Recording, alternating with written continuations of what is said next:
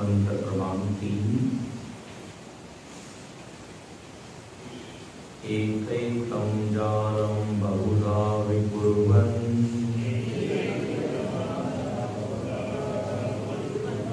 अस्मिन् क्षेत्रे संहरत्येष देवः।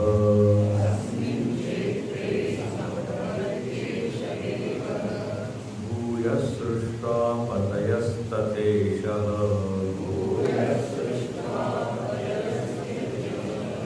सर्वाधिपत्यं कुरुते महात्मा।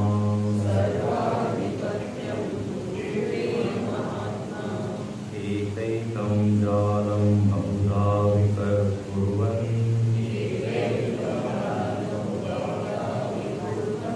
अस्मिन् क्षेत्रे संहरत्येष देवः।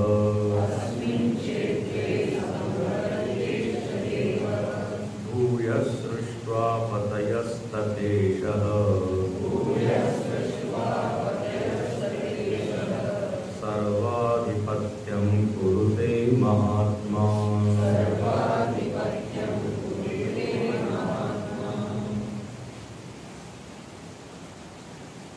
श्रुति पुनः परमात्मा का वर्णन करते हुए कहती है कि अस्मिन् क्षेत्रे, इस क्षेत्र में, क्षेत्र का अर्थ है संसार, अनुभव का क्षेत्र।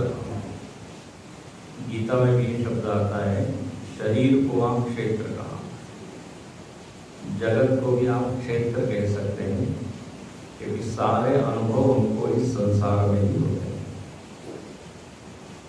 तो कहते हैं इस क्षेत्र में, इस संसार में एकैकं जालं बहुधा विकुर्वन्,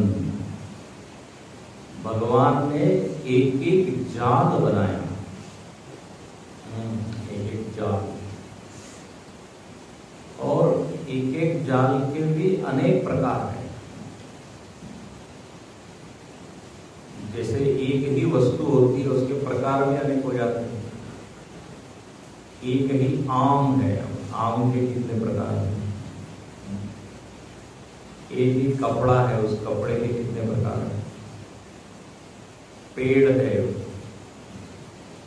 एक जाति है, वनस्पति जाति, लेकिन उसमें अनंत क्या है, प्रकार। तो बहुधा, एकैकं जालं बहुधा विकुर्वन्। अब बोले जाल क्या चीज है, कौन सा जाल बनाया। या भाष्य में लिखते हैं, सूर नर तिर्यक आदिनाम सृजति जालमेकम्। ये जो अलग अलग प्रकार की योनियां है ना, योनियों को यहाँ क्या कहा है, जाल। सूरवत देव योनि, नर मनुष्य, तिर्यक पशु, और आदि शब्द से आप सारे प्राणी ले लीजिए, वनस्पति, पेड़ पौधे, कीट पतंग, यक्ष किन्नर गंधर्व नाग, जितनी ये योनियां हैं, एक एक योनि एक एक तरह का समझ लीजिए जाल है। जाल का क्या काम है, तो बोले वो बांध देता, फंसा देता है, अड़का देता है, अटक जाता है। तो हम लोग एक एक योनियों में फंसे हुए हैं, अटके हुए हैं। जाल शब्द का यहाँ टिप्पणी में अच्छा किया कि जालम कर्म फल लक्षणम बंधम। जाल क्या है, तो बोले कर्म फल से मिली हुई जो भी योनि है वो क्या है, बंध। जो योनि है वही जाल। कर्म के फलस्वरूप एक एक योनि आगे और फिर उसमें वो बंधा हुआ। तो ये बंधन हमको प्राप्त हुआ, और ये बंधन बना रहेगा जब तक हम परमात्मा को समझेंगे नहीं, जानेंगे नहीं। तो भाई जाल है। अच्छा, एक तो हमारे पूर्व कर्मों के कारण ये उनको बंधन मिला। दूसरा क्या है, इस व्यक्ति ने अपने से खुद और बंधन बना लिया, अपने से जाल को और फैला दिया। प्रयत्न तो ये करना चाहिए कि जाल से हम कैसे छूटे। अब ये मनुष्य ने जितना बनाया है, आप देखिए आजकल ये फेसबुक है, व्हाट्सएप है, इंटरनेट है, ये भी एक तरह का क्या है, जाल ही है। उसमें लोग ऐसे फंस जाते हैं, निकल नहीं पाते। अब ये तो भगवान ने नहीं, हमने, हमारी देन। मनुष्य ने कहा यदि आप क्रिएटर हो, रचनाकार हो, तो हम भी थोड़ी कोई कम है, हम भी तो हम फंसे हुए हैं जाल में। जैसे मछली फंस जाती है, ऐसे हम लोग भी जाल में फंसे हुए। इतने बड़ा अच्छा काम, ये जो इंटरनेट है ना, नेट मतलब जाल, अंग्रेजी में क्या होता है, नेट। तो कहते हैं मछलियों को जब आदमी ने पकड़ा तो मछलियों ने शाप दिया मनुष्यों को,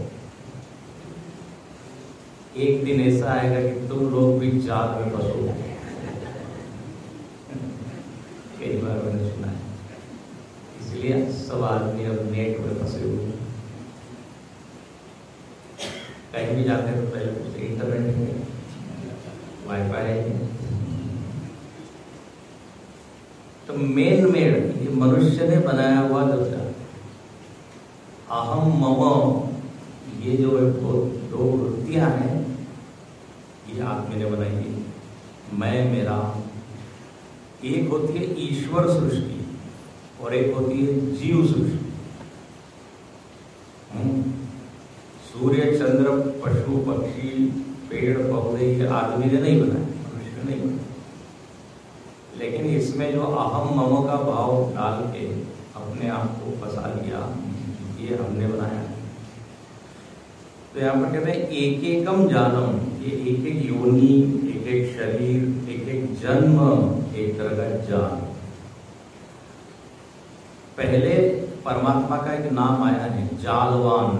तीसरे अध्याय का पहला मंत्र आप पढ़ें, जालवान। जालवान मतलब जाल वाला।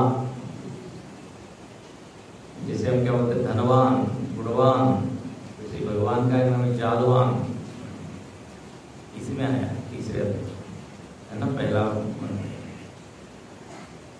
तो हाँ, तो जैसे वो मछुआरा जाल फैलाता है, लेकिन वही मछलियां पकड़ फंसती है जो उस मछुआरे के पैर से दूर, जानते हैं, जो उस मछुआरे के पैर के आसपास है, वहां तो जाल है नहीं, तो इधर फेंका हुआ है।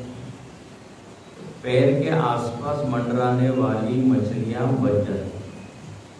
रामकृष्ण परमहंस ने यही उदाहरण दिया, उन्होंने कहा इसी तरह भगवान के पैर के आसपास यदि आप मंडराते रहो तो इस जाल से बच जाओगे, माया रूपी जाल से।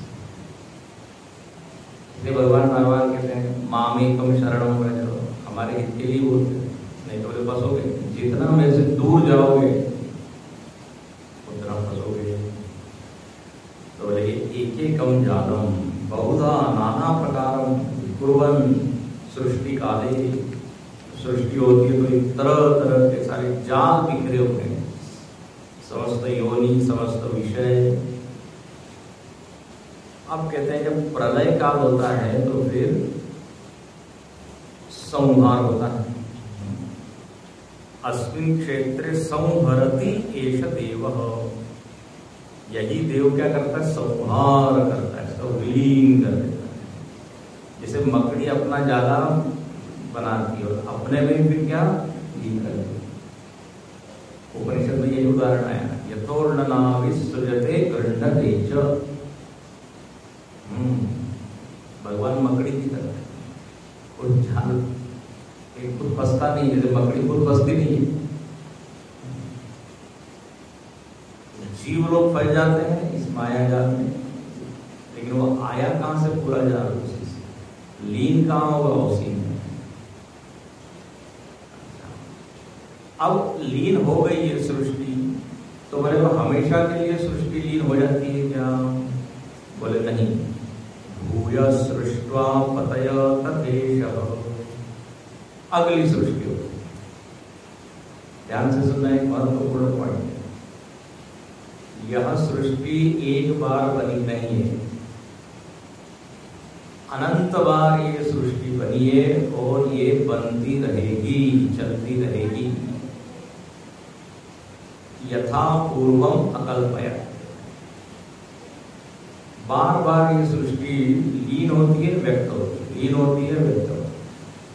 कई लोगों को लगता है कि दुनिया पहली बार ही बनी है और बस खत्म हो जाएगी।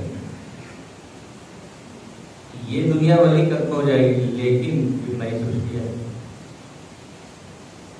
अब अपने हिंदू लोग तो बिल्कुल आराम से कहते हैं अगले जन्म, अगले जन्म। इस जन्म में तो स्वामी जी संभव नहीं है, शिविर अटेंड करना बहुत व्यस्त है। अगले जन्म में तो जैसे व्यष्टि का जन्म होता है, ऐसे समष्टि का भी जन्म। ये सारी समष्टि अव्यक्त हो जाती है, तो सारे जीवों के कर्म के फल सारे जीव भोग लेते हैं। अब किसी भी जीव को इस समय फल भोगने के लिए बचा है। अब ये सब टेक्निकल पॉइंट है। तो समष्टि क्या हो जाती है? लीन हो जाती है। फिर समष्टि जीवों के जब कर्म परिपक्व होते हैं, फल देने के लिए तैयार होते हैं, तो फिर नई सृष्टि होती है। उसमें ये जीव अपने अपने फल भोगते हैं और ये सिलसिला चलते रहता है। फल भोगते हैं, लेकिन फिर भोगते समय अनेक वासनाएं या संस्कार बना देते हैं, तो उसको भोगने के लिए फिर अगला जन्म, फिर अगली सृष्टि। अव्यक्त निधनान नहीं हो, व्यक्त अव्यक्त। जैसे व्यष्टि जीवन में रोज होता है, दिन भर के अपने कर्म है, आज जो भी कर्म हमको करने थे और भोगना था वो भोग लिया। अब कुछ बचा नहीं, तो हम सुषुप्ति में चले जाते, नींद में चले जाते, और अगले दिन फिर अब अपने तो संचित कर्म है ना, हर दिन थोड़े थोड़े भोगते जाते हैं। परिपक्व होते हैं नींद में, फिर सुबह उठ के आज के जो फल है वो भोगते। तो कितने बार हम उठते हैं, सोते हैं, उठते हैं, सोते हैं। जागृत सुषुप्ति, ये बिल्कुल सृष्टि की तरह ही है। व्यष्टि जीवन में जैसे होता है समष्टि। तो यहाँ पर इसलिए कहते हैं भूयः, पुनः, फिर से, पुनः पुनर्ये लोकानां पतयो मरीचादयः तान् सृष्ट्वा। फिर से इस सृष्टि में अलग अलग योनि के लोग पैदा होते हैं। यानी मरीचि आदि ऋषि है, फिर इंद्र आदि देवता है, फिर ऋषि मुनि है, मनुष्य है, पशु है। यथा पूर्वस्मिन् कल्पे सृष्टवान, जैसे पूर्व कल्प में सृष्टि हुई थी वैसे ही फिर होती है। देखिए, एक होती है जाति और एक होता है व्यक्ति।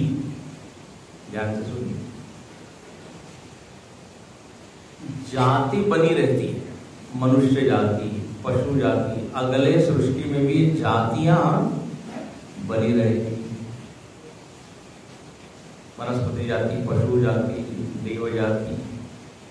लेकिन उसमें जो इंडिविजुअल है, जो व्यक्ति है, वो हो सकता है मुक्त हो जाए, ज्ञान प्राप्त करके वो मुक्त हो जाए, लेकिन दूसरे मनुष्य तो बने रहेंगे।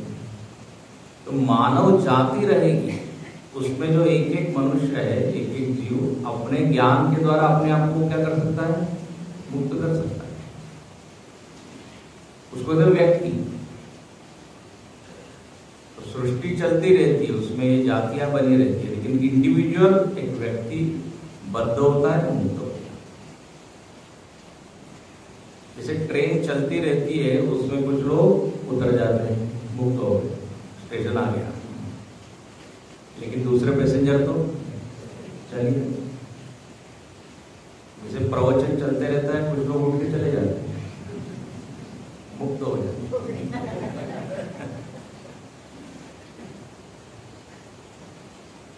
तो ये सृष्टि में जाति तो कॉमन, इंडिविजुअल व्यक्ति अपने पुरुषार्थ से, अपने प्रयत्न से छूट जाता है। तो इस तरह ये सृष्टि का चक्र चलते रहता है। और इस सृष्टि का कर्ता धर्ता नियामक कौन है? तो वही देव, वही महात्मा, भगवान को फिर महात्मा। फिर कहते हैं यहाँ परमात्मा, इसका प्रकाश सब जगह व्याप्त है, इसकी चेतना, इसकी शक्ति, इसका प्रभाव संपूर्ण सृष्टि में व्याप्त है। उसको दिखाने के लिए एक उदाहरण लेके बताते हैं चौथे मंत्र में। सर्व दिशा ऊर्ध्वमदश्च तिर्यक्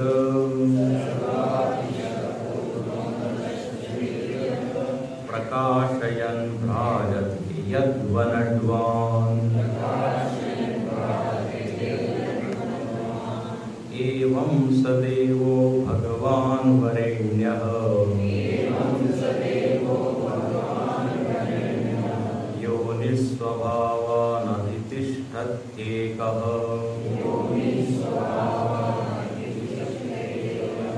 यो निस्वभावानधितिष्ठत्येकः।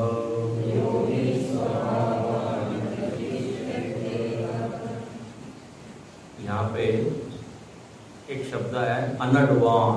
ये अनडवान होता है सूर्य के लिए, दूसरी पंक्ति का आखिरी शब्द अनडवान। अनडवान होता है सूर्य। बोले देखिए, जब सूर्य जब उदित होता है तो उसकी किरणें चारों दिशाओं में, बल्कि 10 दिशाओं में फैल जाती है। तो सर्वा दिशा, कितनी दिशाएं हैं? कुल मिला के 10 दिशाएं। नाम जानते हैं? 4 तो मालूम, बचपन में हम लोग पढ़ते थे। चारों दिशाओं के नाम याद रखना है। तो न्यूज, न्यूज मतलब नॉर्थ ईस्ट वेस्ट साउथ, उत्तर दक्षिण पूर्व पश्चिम। न्यूज़पेपर में न्यूज चारों दिशाओं की खबर आती है, इसलिए पेपर को क्या कहते हैं? न्यूज़पेपर। तो 4 तो ये दिशाएं हैं। उसके अलावा कैसी है? तिर्यक, 2 दिशाओं के बीच में मध्य दिशा, ईशान्य, वायव्य, नैऋत्य और आग्नेय, ये 4 बीच के बीच। और ऊपर और नीचे, ऊर्ध्व और अधः, 10 दिशा। ये हमेशा होता है 10 दिशाओं में इनकी कीर्ति फैल रही है, दिगंतर में। तो सूर्य का प्रकाश सारे दिशाओं में फैल जाता है, तो सारी चीज प्रकाशित हो जाती है। बोले एवं, इसी प्रकार से, एवं सदैवो भगवान वरेण्य। बोले इसी तरह जो भगवान है, परमात्मा है, उसका भी, उसकी भी जो चेतना है, उसका भी जो प्रकाश है, ज्ञान है, शक्ति है, प्रभाव है, जो बोलना है, वो सब जगह व्याप्त है। नरक में भी है, स्वर्ग में भी है, ब्रह्मलोक में भी है, पाताल में भी है। एक कोना उसने छोड़ा नहीं है, हर जगह कब्जा किया हुआ है। तो सदैव। और यहाँ लिखते हैं भगवान, देव के लिए एक शब्द है भगवान, जो बिल्कुल हम लोग रोज के व्यवहार में उपयोग करते हैं। भगवान का क्या अर्थ है? तो बोले षड ऐश्वर्य संपन्न जो है वो है भगवान। इसके बाद 6 चीजें हैं। 6 चीजें हैं और वो भी अनंत मात्रा में। उसको कहते हैं भगवान। भग मतलब षड ऐश्वर्य, 6 भाग्य, 6 संपत्ति जो भी कहते हैं। भगवान जैसे धनवान मतलब धन वाला, भगवान मतलब भगवाला, गुणवान गुणवाला, ये वतु प्रत्यय वान। पारसी लोगों में भी ऐसे सरनेम होते हैं, बाटली वाला, लोखंड वाला, दारू वाला। ऐसे ही भगवान क्या है? भगवाला, भगवान। 6 चीजें क्या है? तो विष्णु पुराण में एक श्लोक आया है, ऐश्वर्यस्य समग्रस्य धर्मस्य यशस्य। बोले जिसके पास धर्म है, ऐश्वर्य है, समृद्धि, जिसके पास श्री है, लक्ष्मी, धन, जिसके पास यश है, कीर्ति, जो बड़ा कीर्तिवान। 5वीं बात, जो वैराग्य से संपन्न है, आसक्त नहीं होता, विरक्त, वैराग्य। और 6ठी बात, जो मुक्त है, मुक्त उसका स्वरूप, वो कभी बंधन में आता है।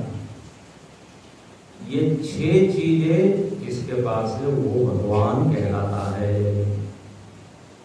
धर्म, ऐश्वर्य, श्री, कीर्ति, वैराग्य, मोक्ष। किसी ने जब ये सुना तो उसने कहा स्वामी जी ये तो हम लोगों के पास भी, हम भी थोड़ा धर्म करते हैं, हमारी भी कीर्ति है, हमारे पास भी धन है, और हम भी थोड़े से विरक्त है, इसलिए शिविर में आ जाते हैं, 7 दिन की विरक्त। तो ये सब चीजें तो हमारे पास भी है, लेकिन वहां पे एक शब्द है समग्र। समग्र मतलब अनंत मात्रा है। हम लोगों के पास सब चीज है, नो डाउट, लेकिन कितनी? जैसे एक तो सूर्य और एक है जुगनू। अब जुगनू कह रहा है हमारे पास भी तो लाइट है, अब उसके पास कितनी लाइट है? तो हम लोगों के पास थोड़े थोड़ा, जैसे 0 वाट का बल्ब होता है कि नहीं, और 1000 वाट का। तो अनंत मात्रा में जिसके पास है सब, उसको कहते हैं भगवान। तो भगवान सर्वव्यापी है, उसका प्रभाव सब दूर है। जैसे सूर्य एक जगह रहता है लेकिन उसका प्रभाव पूरे पृथ्वी पर है, एक जगह उसके प्रभाव से क्या होता है? पेड़ पौधे वृद्धि को प्राप्त होते हैं, पशु पक्षी सब सुबह उठते ही जो है अपना घर छोड़ के, घरौंदे छोड़ के, घोंसले छोड़ के निकलते हैं। किसका प्रभाव है? सूर्य। सबसे आखिरी में आदमी भी उठता है धीरे से, पक्षी पहले ही उड़ जाते हैं, सूर्य उठाता है, जागो जागो। तो उसका प्रभाव सब दूर कहने का। जैसे मोमबत्ती एक जगह है लेकिन उसकी किरणें सब दूर, ऐसे ही परमात्मा का भी प्रभाव सब दूर व्याप्त है। और वो कैसा है? तो बोले वरेण्यम। वरेण्य कई बार शब्द आ चुका है। वरेण्य मतलब वर्णीय, वर्ण करने योग्य, चुनने योग्य। दुनिया में हजारों चीजें हैं, आप किसको चुनते हैं? जैसे वो स्वयंवर होता है तो एक कन्या जो है माला लेके घूमती, अनेक राजकुमार बैठे हैं, एक के गले में वो क्या माला डाल देती है, उसको जैसे वर्ण कर लिया। तो यहाँ बहुत सारे विषय जो है मानो कि राजकुमार है, सब बन ठन के बैठे, हम लोग उन्हीं के गले में डाल, भगवान बेचारे कोने में बैठे हैं। तो नचिकेता कहता है कि वरस्तु में वर्णीय है, मेरे लिए तो परमात्मा ही वर्णीय है। तो ऐसा जो वास्तव में जिस का वर्णन करना चाहिए, चुनना चाहिए, जिससे जुड़ना चाहिए वो आप। और योनि स्वभावान अधितिष्ठति एकः, बोले आप सारे पृथ्वी आदि जितने ये तत्व है उन सबके आप कारण हैं और आप सबका नियमन करते हैं। सबके भीतर बैठकर आप नियमन करते हैं। आपके कारण पृथ्वी घूम रही है, आपके कारण सूर्य चमक रहा है, सारे नियम यहाँ पर व्याप्त है। कई बार कहा है, बोले नियम किसके हैं, किसने बनाए, कौन उनका संचालन कर रहा है, एक जीव तो कर नहीं सकता। तो बोले एक अनंत अचिंत्य अनिर्वचनीय शक्ति मानना पड़ता है। लोग बोलते हैं तो नेचर है, नेचर प्रकृति है। अरे भाई प्रकृति लेकिन किसकी है? लोग क्या बोलते हैं नेचुरल है, ऑटोमेटिक। हाँ एक ऑटोमेटिक हो रहा है, इसके पीछे और किसी को मानने की कोई जरूरत है? अरे भाई ऑटोमेटिक बनाया किसने? कई मशीन होती है वो ऑटोमेटिक बनाती है, ऑटोमेटिक मतलब स्व संचालित, लेकिन उस स्व संचालित बनाने वाला कोई तो भी होता है ना। रोबोट बनाए, रोबोट। अब आपको जाने की जरूरत नहीं, फैक्ट्री में रोबोट ही सब काम करे, लेकिन रोबोट बनाने वाले तो आप है ना। वो ऑटोमेटिक काम करेगा, ये प्रोग्राम किसने फीड किया है उसमें? प्रोग्राम मतलब सारी क्या संचालन विधि जो भी। तो इसलिए केवल ये जड़ सृष्टि ही अंतिम ऐसा नहीं, इसके ऊपर एक शासन है। अच्छा, इसमें वेद तो प्रमाण है ही, ज्ञानियों का अनुभव भी है और तर्क से भी सिद्ध होता है। नास्तिक लोग ये सब सुनना चाहते हैं, तो यहाँ पर लिखते हैं कि पृथ्वी आदि का जो स्वभाव है उसका नियमन भगवान करता है। और फिर सब अग्नि है, जल है, नदी है, पहाड़ है, सबका एक स्वभाव बनाया है। किसने बनाया है? वैज्ञानिक लोग ये तो बोल सकते हैं कि वस्तु नीचे गिरती है क्योंकि गुरुत्वाकर्षण बल है, लेकिन ये किसने बनाया और ऐसा ही क्यों बनाया? इसका जवाब नहीं है। ये ऐसे ऐसे होता है, ये ठीक है, बट हुआ है, ऐसा क्यों होता है? समझ रहे हैं? इसलिए मानना पड़ेगा। इसलिए देखो अगले मंत्र में फिर लगभग इसी विषय का विस्तार है। यश्च स्वभावं पचति विश्वयोनिः पाच्यांश्च सर्वान् परिणामयते येद्यः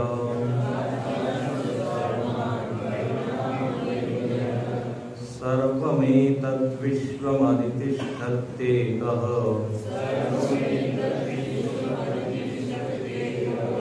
गुणाश्च सर्वान् विनियोजयेत्यः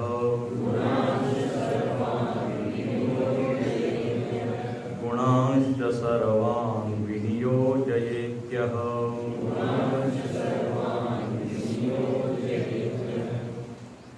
कहते हैं विश्व योनि ही जगत भगवान का नाम है। विश्व योनि, विश्व का कारण है। पहले भी आपको हमने निवेदन किया है, एक एक वस्तु का कारण तो हम थोड़ा बहुत पकड़ लेते हैं, समझ लेते हैं, लेकिन समूचे जगत का कारण है ना। एक एक डॉक्टर जो होता है एक एक बीमारी का कारण पकड़ लेता है। वैज्ञानिक लोग एक एक घटना का कारण थोड़ा बहुत जान लेते हैं, लेकिन पूरे ब्रह्मांड का कारण। इसलिए उपनिषद में एक शिष्य प्रश्न ही करता है, कुतो वा इमानि भूतानि जायन्ते, ये सब कहां से आया? ये आप लिखते विश्व योनि, जो कारणभूत है वो क्या करता है? परमात्मा स्वभावं पचति, एक एक वस्तु का स्वभाव बना देता है, निष्पन्न करता है। अग्नि का स्वभाव उष्ण है तो शक्कर का मीठा है, तो नींबू का खट्टा है। अब ये आदमी तो स्वभाव बनाया नहीं, आदमी इसका आनंद लेता है। ये भगवान ने बहुत बढ़िया बढ़िया चीजें बनाई है, इसलिए वो गुरु जी ने अपने कमेंट्री में अच्छा लिखा है कि भगवान बहुत अच्छा रसोईया है, अलग अलग आइटम मिला मिला के बनाता है। ये सृष्टि मतलब क्या है, भोग्य है, तरह तरह के रूप रंग स्वाद सब बनाया है। भगवान जान को हम लोग का ख्याल है कि इनको वेराइटी चाहिए, एक ही तो मिठाई नहीं खाना, थोड़ा तीखा भी चाहिए, केवल तीखा नहीं, खट्टा भी चाहिए। हर तरह की चीजें यहाँ बनाई है, हर तरह के स्वाद। वो किसी ने कहा कि भगवान ने सब लोग के रक्त का समूह अलग अलग क्यों बनाया है, ब्लड ग्रुप सबका अलग अलग होता है ना, O पॉजिटिव, A पॉजिटिव,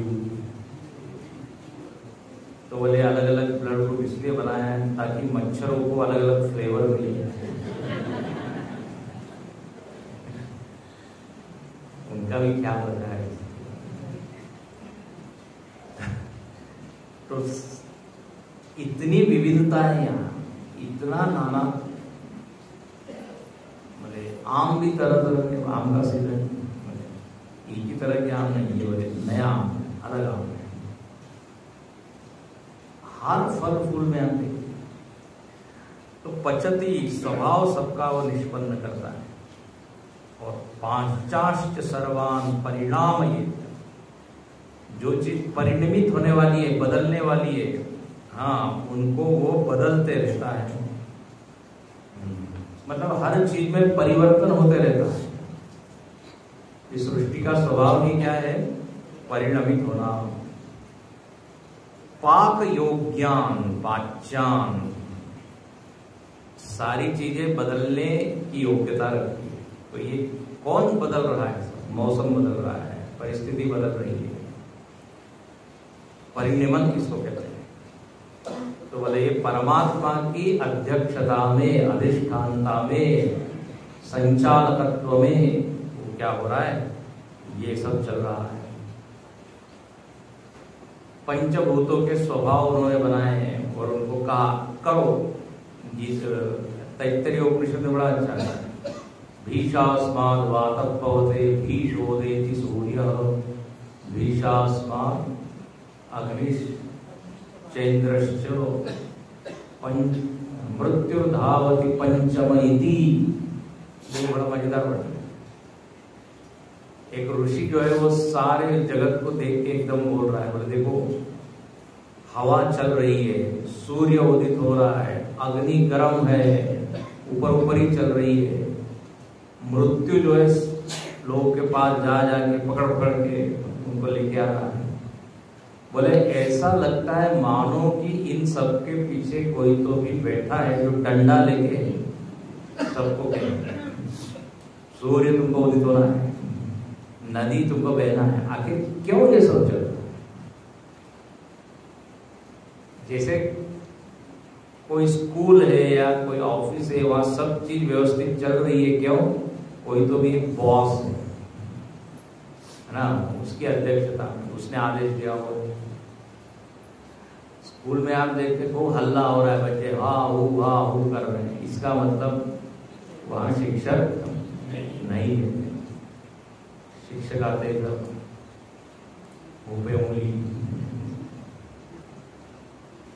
तो अब ये सृष्टि में इतने नियम चल रहे हैं तो लगता है कोई एक पीछे नियामक। भाई भारत का संविधान बना, अनेक नियम बनाए गए, तो एक कमेटी बनाई गई ना, उन्होंने ये नियम बनाए। तो इसलिए यहां पर कहते हैं कि एक है जिसने नियम बनाए, यमराज जी को डिपार्टमेंट दिया है कि आपको पकड़ पकड़ के जीवों को लाना है, योनियों में डालना है अलग अलग, और जैसा उसका कर्म है तदनुसार। किसके क्या कर्म है उसका हिसाब किताब वो रखता है यमराज। उसका एक असिस्टेंट है चित्रगुप्त, जो गुप्त रह के चित्र लेता है और सब नोट करते रहता है। इसने इतनी माला जप की, इसने इतना विष्णु सहस्त्रनाम किया, इसने इतना किया, इसको इसी ओर मिला। इसने अच्छा तो किया है लेकिन बीच में गड़बड़ भी किया है, इधर डालो। तो हिसाब किताब को प्लस माइनस देखता है।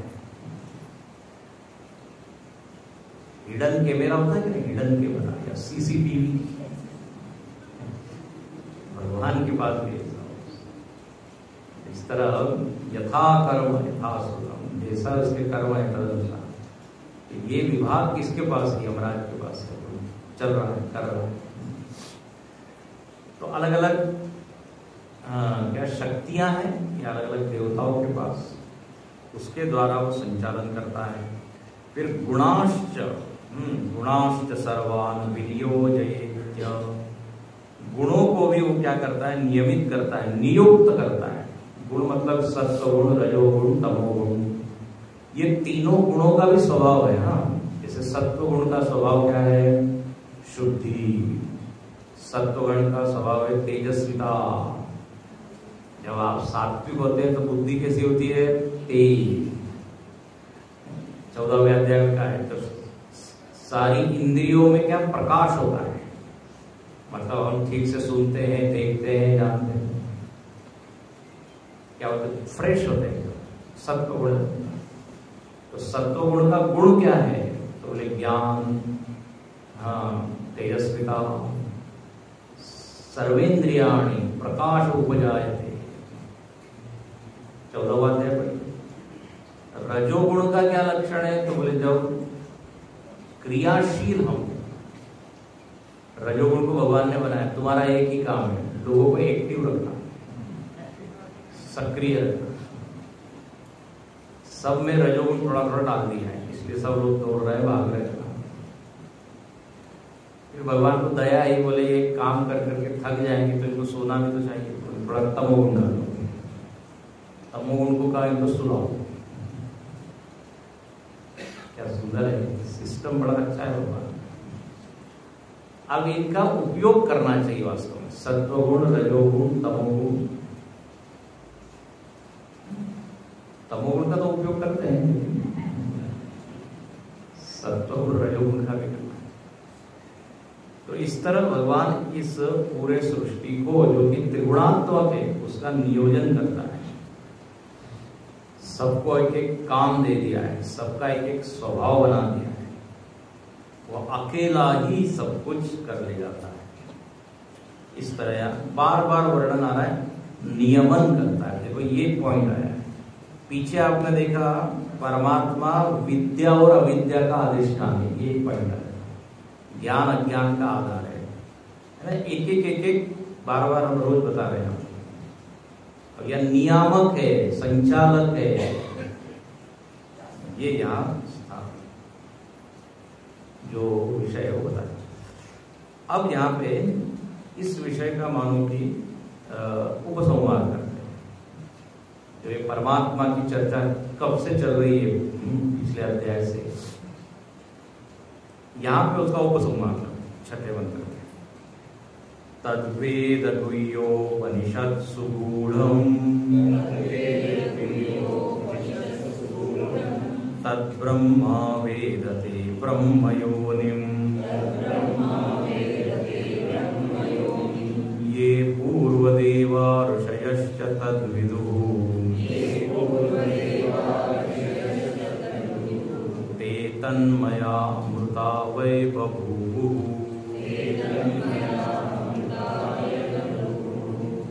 बोले जो उपनिषद ने जिस विषय का वर्णन किया वह विषय है परब्रह्म, परमात्मा। तो वेद जो है, वेद का गुह्य भाग, गुप्त क्या कहते हैं, अंतिम भाग उपनिषद। तद वेद गुह्य उपनिषत्सु गूढ़म्। वेदों के जो गुह्य भाग है, गुह्य भाग का मतलब है कि इतने जल्दी से समझ में आने वाले नहीं है उपनिषद, गूढ़ है। आप सब लोग कह ही रहे हैं बहुत गूढ़ है, कठिन है। कठिन ही है वो, सुन के ही वो समझ में आते हैं। तो बोले उपनिषद में जो गूढ़ विषय है, जो परमात्मा है, जो कि अत्यंत सूक्ष्म है, उसका वर्णन किया है।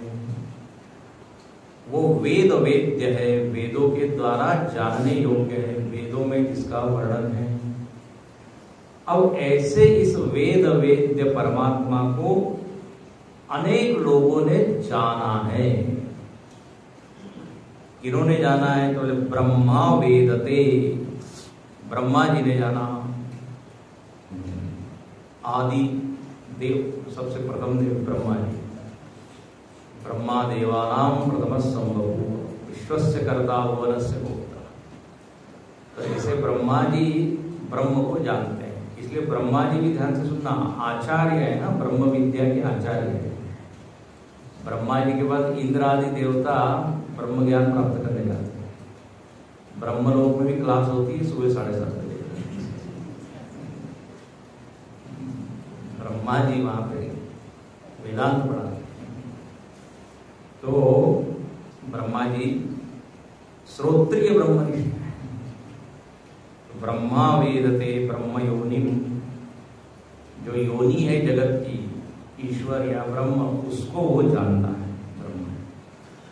और केवल ब्रह्मा जी नहीं, ये पूर्व देवा ऋषयश्च तद्विदु, पूर्व में अनेक ऋषि लोग हुए, उन्होंने इस पुरातन देव को जाना है। देखो पूर्व देवा का अर्थ क्या है? ऐसा भगवान जो पुरातन है, पूर्व पहले। आप जानते हैं सबसे पुरानी चीज इस दुनिया में कौन है? कौन सी वस्तु सबसे पुरानी? परमात्मा। हो क्या उससे पुराना कौन हो सकता है? अरे बोले हम समझे कि कोई आप वस्तु बोल रहे हैं। सबसे पुराना, इसलिए सबसे बूढ़ा कौन है? लेकिन बूढ़ा होते हुए भी नया है, इसलिए पुराण, पुरा अभिनव।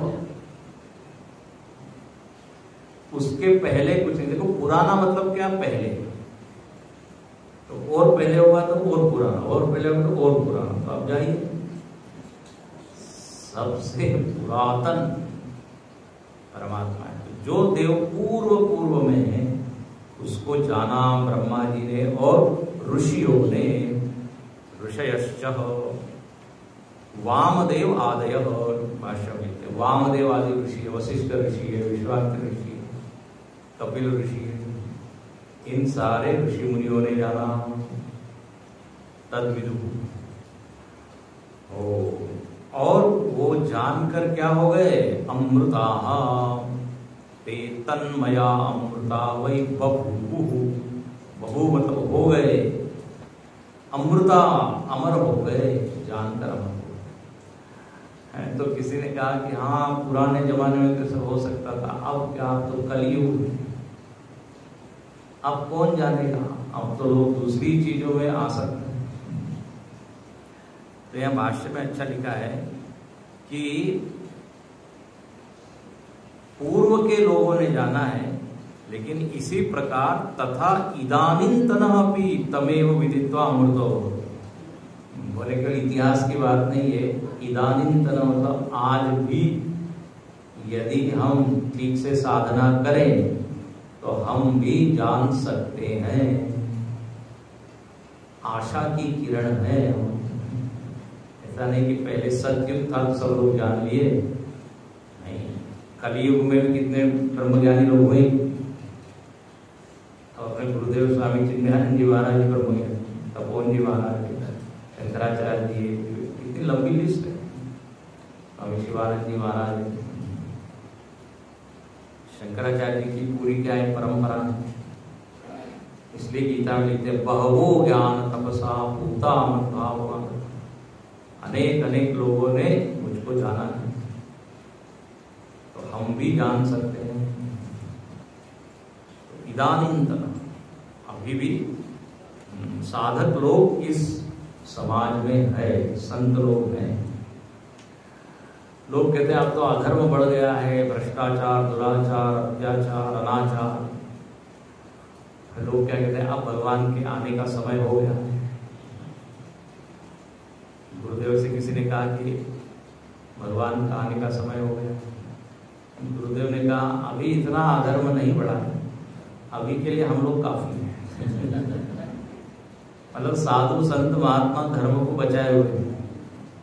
आप जरा कल्पना कीजिए समाज में यदि संत न रहे तो ये धारा, ज्ञान की धारा तो आज भी है ऐसे ऐसे ज्ञानी लोग, तो पहले हुए, आज भी है, आगे भी रहेंगे। ये भी मैंने कहा ना, जाति और व्यक्ति, तो ज्ञानियों की भी जाति तो रहेगी ना, व्यक्ति अलग हो जाएगा, ये व्यक्ति ज्ञानी होगा, वो व्यक्ति होगा।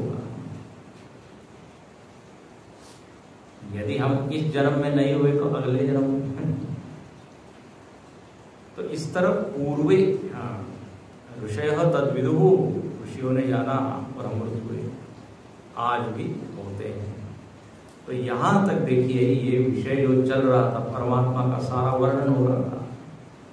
अब वर्णन आगे जो हो रहा है वो जीव का हो रहा है। ध्यान से सुनिए, हमारा आपका वर्णन जीव। इसलिए हम लिखते हैं भाष्य में, एतावता तत्पदार्थ उपवर्णितः अथ इदानीं त्वं पदार्थम उपवर्णयितुम उत्तरे मंत्रा प्रस्तुयन्ते। वेदांत में दो शब्द आते हैं, एक होता है तत्, एक होता है त्वम। तत् का अर्थ होता है ईश्वर, त्वम का अर्थ होता है जीव। तत्त्वमसि महावाक्य में था। तो बोले अभी तक तत् का तो वर्णन हुआ, तत्पद का जो अर्थ था ईश्वर, उसकी चर्चा। अब त्वम मतलब जीव की चर्चा है। मुझे बताइए जरा हमारे बारे में क्या है, सुनिए। गुणान्वयो यः फलकर्म कर्ता कृतस्य तस्यैव सचोपभोक्ता स विश्वरूपस्त्रिगुणस्त्रिवर्त्मा प्राणाधिपः संचरति स्वकर्मभिः प्राणाधिपः संचरति स्वकर्मभिः।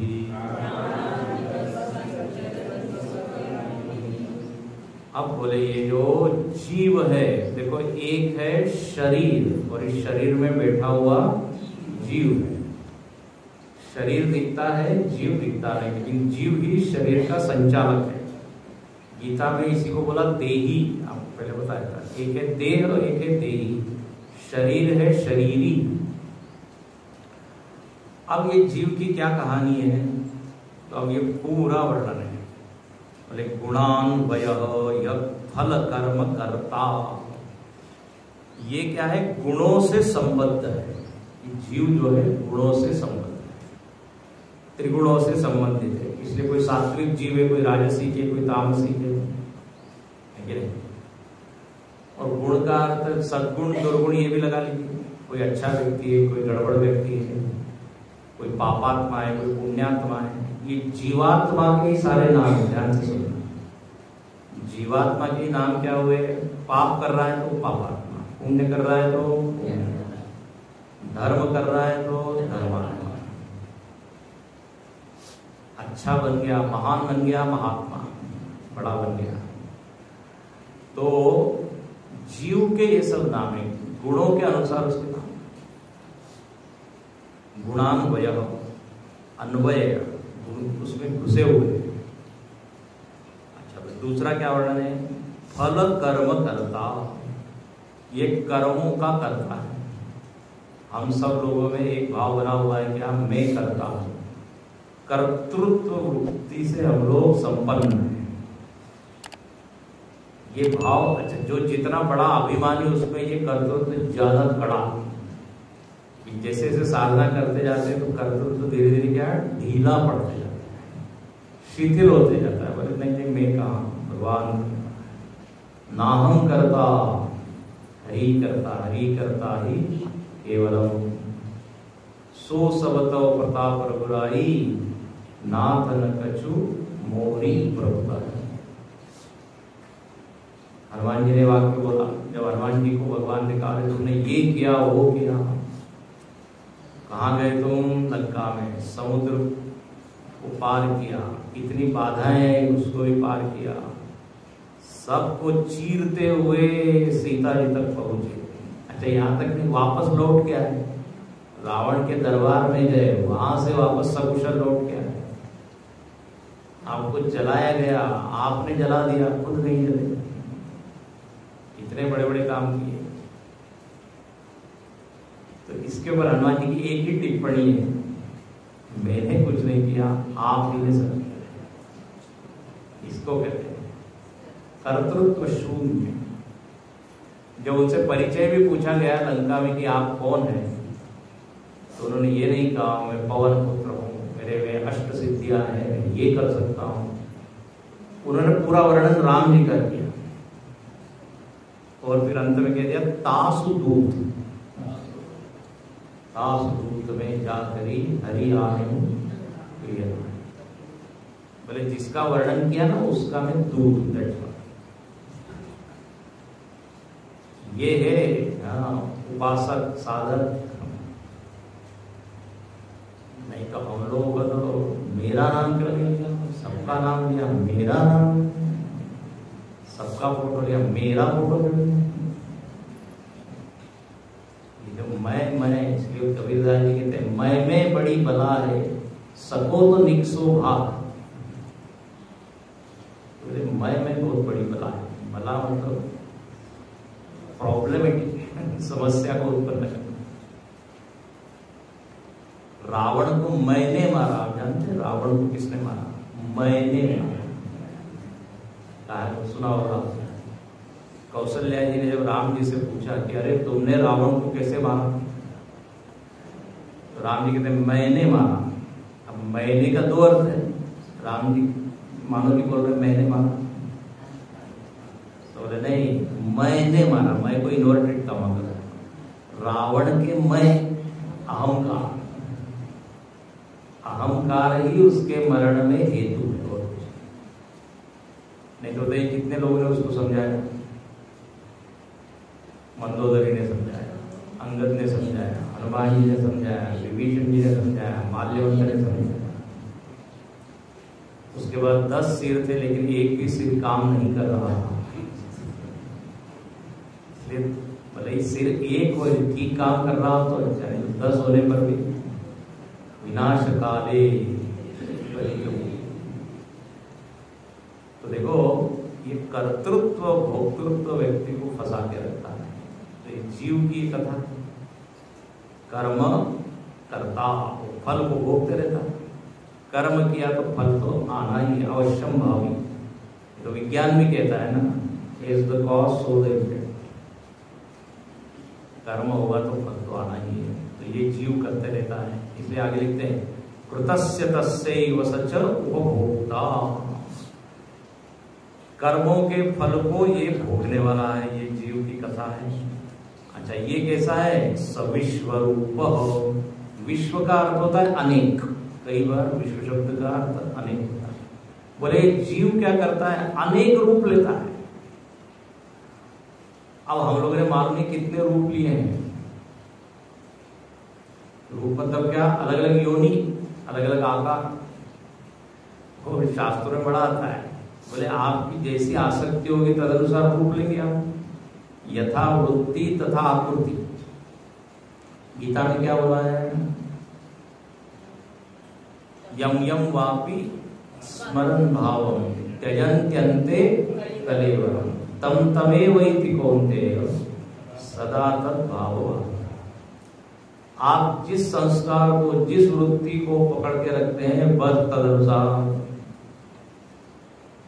संत कहते हैं आपको बहुत यदि मीठा मीठा मीठा खाने की आदत है और मीठे भी बहुत आप आ सकते हैं, तो भगवान अगले जन्म में आपको चींटी बना देते हैं, खाओ मीठा। अच्छा हुआ आपने करा दिया। हाँ ये सारे प्राणियों में आप देखिए एक एक चीज है। कोई भी मांस भक्षी है वो तो वृत्ति के अनुसार वो योनि मिलती है। सावधान हो जाइए, इसलिए राम राम राम राम कीजिए, अंते नारायण स्मृति। तो अनेक रूप लेता है एक ही व्यक्ति। अब जैसे जड़ भरत की कहानी आप जानते हैं, वो मृग में आसक्त हो गया, हिरण में, तो बन गया कि नहीं हिरण रूप। पुराणों में तो ऐसी कहानियां भरी पड़ी हुई है। यमलाल अर्जुन के वो पेड़ बन गए, तो गंधर्व, उन्होंने ऋषियों का अपमान किया, अभिमान हो गया, वो बिना वस्त्र के कुछ नहा रहे थे, कर रहे थे, ऋषियों ने उनको रोका, लेकिन वो रुके नहीं, बोले फिर जाओ पेड़ पौधे बन जाओ, वस्त्र की आवश्यकता है। तो किसी को अजगर बना दिया, किसी को सर्प बना दिया, ये हुआ था। तो इसको तो विश्व रूपा कई बच्चे के ऐसा भी आया है, बोले कोई पुरुष पुरुष पुरुष में आसक्त है तो अगले जन्म में वो पुरुष बन गया। मतलब जो आज पुरुष है वो पिछले जन्म में स्त्री रहा होगा। कोई स्त्री में आसक्त तो स्त्री स्त्री स्त्री तो स्त्री बन गया, मतलब पहले जन्म में हो सकता है। क्योंकि नियम ये जो जैसी जिसकी वृत्ति या संस्कार तदनुसार। तो इसमें विश्व रूप, फिर त्रिगुणस त्रिवर्मा, ये जीव कैसा है तो बोले त्रिगुणात्मक है। सत्वादयो गुणास्येति, अभी बताएंगे आपको। और त्रिवर्तमा, वर्त मतलब है मार्ग। ये जीव जो है 3 मार्ग से चलता है। अब 3 मार्ग आप लगा लीजिए, कर्म मार्ग, भक्ति मार्ग, ज्ञान मार्ग। या मार्ग मतलब जीव जो है मरने के बाद देव मार्ग, सूर्य मार्ग, चंद्र मार्ग, अलग अलग मार्ग होता है। उन मार्गों से वो क्या करता है, गमन करता है, संचरती, ठीक है। और ये जीव को क्या कहा, प्राणाधिप, प्राणों का अधिष्ठाता है। मतलब जीव है और उसके अंदर प्राण है। जीव तो एक जीवंत चीज है ना, तो प्राण जिसके कारण चल रहे हैं वो है जीव, चेतन। तो चेतन जीव प्राणों का कारण है। जब सूक्ष्म शरीर जाता है तो प्राण भी उसके साथ जाते हैं, जीव के साथ प्राण भी जाते हैं। प्राण, मन, बुद्धि, चित्त, अहंकार, संस्कार, वासना, एक पूरी गठरी लेके जाते हैं।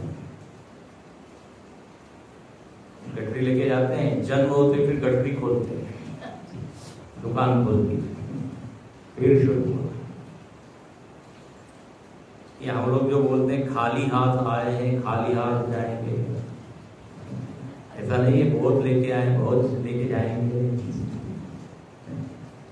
हाथ में भले ही कुछ नहीं हो, लेकिन भीतर जीव जो हो। तो इस तरह से ये जीव महाराज घूमते रहते हैं। तो देखो कितनी बातें कही गई। जो त्रिगुणों से युक्त है, जो कर्म का करता है, फल का भोगता है, विविध रूपों में जन्म लेता है, 3 मार्गों से चलता है। कितना धर्म, प्राण का आधार है। बोले अभी जीव का आप आकार भी बताइए कितना बड़ा है जीव। तो आगे 8वें और 9वें मंत्र में उसका वर्णन है, वो हम देखेंगे अभी कक्षा में। ओम